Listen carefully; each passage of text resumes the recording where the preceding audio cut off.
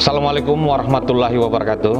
Salam sejahtera, Om Swastiastu, Nama Budaya, Salam Kebajikan. Bapak Ibu sekalian, warga Oku Selatan yang saya hormati, saya selaku Kapolres Oku Selatan bermaksud menyampaikan beberapa hal terkait penyebaran COVID-19 di Oku Selatan. Saat ini penyebaran COVID-19 sangat memprihatinkan. Provinsi Sumatera Selatan, khususnya Kabupaten Oku Selatan, juga merasakan dampak negatif dari penyebaran COVID-19.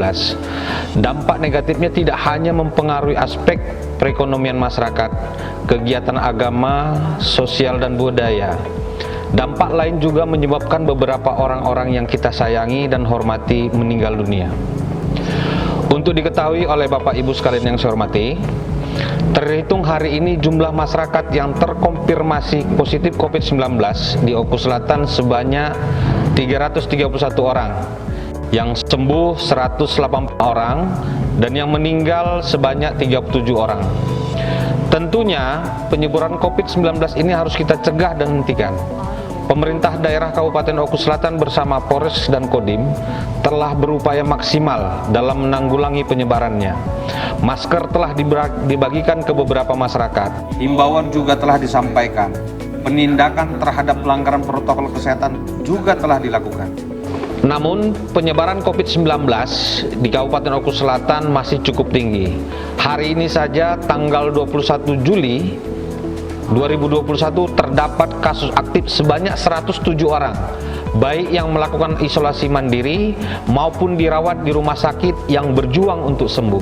Bapak Ibu sekalian, upaya pencegahan yang dilakukan jajaran pemerintahan daerah Oku Selatan, Kodim Oku Raya, dan Polres Oku Selatan tidak akan berhasil jika kesadaran masyarakat kita masih rendah dan tidak melaksanakan protokol kesehatan dengan ketat memakai masker, jaga jarak, mencuci tangan, menghindari kerumunan, dan membatasi bepergian. Kita bukannya beruntung dibandingkan wilayah-wilayah lain, namun kita hanya masih diberikan kesempatan untuk lebih leluasa melaksanakan pencegahan COVID-19. Upaya pemerintah menanggulangi penyebaran COVID-19 di Indonesia mengacu kepada instruksi Mendagri nomor 23 tahun 2001 tentang pemberlakuan pembatasan kegiatan masyarakat berbasis mikro dan mengoptimalkan posko penanganan COVID-19 di tingkat desa dan kelurahan untuk mengendalikan penyebaran COVID-19. Di dalam instruksi Mendagri tersebut, penyebutan tingkat resiko dari masing-masing zona telah berubah. Contoh, di wilayah Jawa dan Bali semula menggunakan istilah PPKM darurat dan PPKM pengetatan, kini berubah menjadi PPKM level 4, level 3, dan PPKM mikro. Kabupaten Oku Selatan masih diberlakukan PPKM mikro atau pembatasan kegiatan masyarakat secara mikro. Artinya, pembatasan hanya dilakukan secara lokal setingkat RT dan desa ataupun kelurahan. Ketentuannya, jika dalam satu RT tidak ada kasus terkonfirmasi positif, maka dikategorikan sebagai zona hijau. Dilakukan pengendalian dengan surveillance aktif dan pemantauan kasus secara rutin dan berkala. Jika dalam satu RT terdapat 1 sampai 2 rumah dengan kasus konfirmasi positif, maka RT tersebut masuk dalam kategori zona kuning. Maka pemberlakuan pembatasan kegiatan masyarakat yaitu menemukan kasus suspek dan pelacakan kontak erat, lalu melakukan isolasi mandiri untuk pasien positif dan kontak erat dengan pengawasan ketat. Jika terdapat 3 sampai 5 rumah yang kasus konfirmasi positif dalam satu RT, maka RT tersebut dikategorikan zona oranye. Maka dilakukan pemberlakuan dengan menemukan kasus suspek dan pelacakan kontak erat, lalu melakukan isolasi mandiri untuk pasien positif dan kontak erat dengan pengawasan ketat, serta pembatasan kegiatan di tempat ibadah, tempat bermain anak, dan tempat umum lainnya kecuali sektor esensial.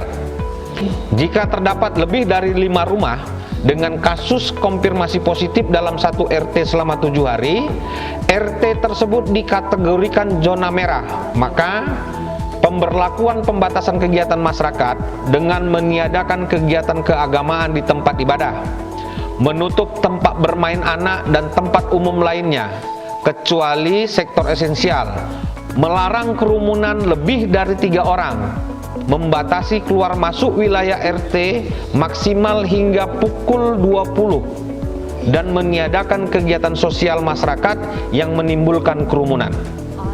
Hari ini pemerintah daerah Oku Selatan melalui Dinas Kesehatan telah menetapkan beberapa zonasi wilayah RT, desa maupun kelurahan. Yang pertama zona merah, yaitu Kelurahan Pasar Muara II dan Kelurahan Batu Belang Jaya. Kedua zona oranye, Desa Sukajaya, Desa Gunung Cahya, dan Kelurahan Bumi Agung. Sedangkan zona kuning sebanyak 248 desa yang tersebar di Kabupaten Oku Selatan. Untuk zona hijau hanya ada 6 desa. Maka pembatasan kegiatan masyarakat diberlakukan sesuai dengan zona sebagaimana saya sebutkan sebelumnya. Saat ini pemerintah pusat berdasarkan perhitungan scoring dan pembobotan indikator epidemiologi, maka peta zonasi Kabupaten Oku Selatan beresiko sedang atau zona oranye. Sehingga pemberlakuan PPKM zona oranye diberlakukan di seluruh wilayah Kabupaten Oku Selatan. Adapun ketentuannya, 1. Kegiatan belajar mengajar dilaksanakan secara daring.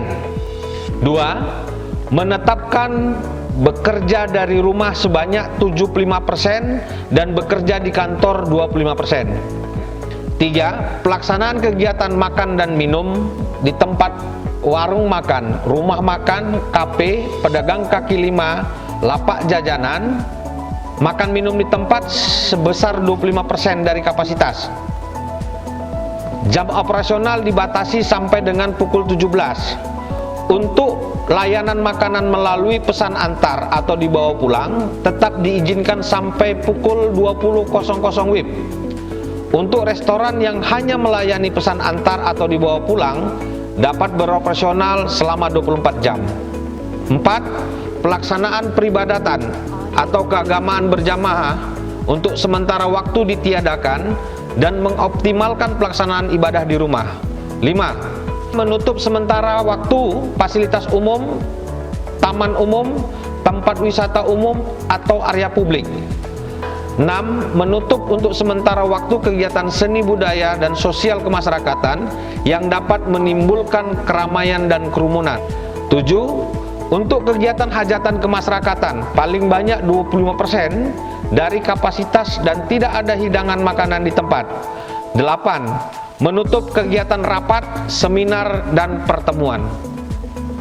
Keberhasilan pencegahan penyebaran COVID-19 tidak hanya tergantung dari upaya aparat pemerintah, namun lebih kepada tingkat kesadaran masyarakat dalam menerapkan protokol kesehatan.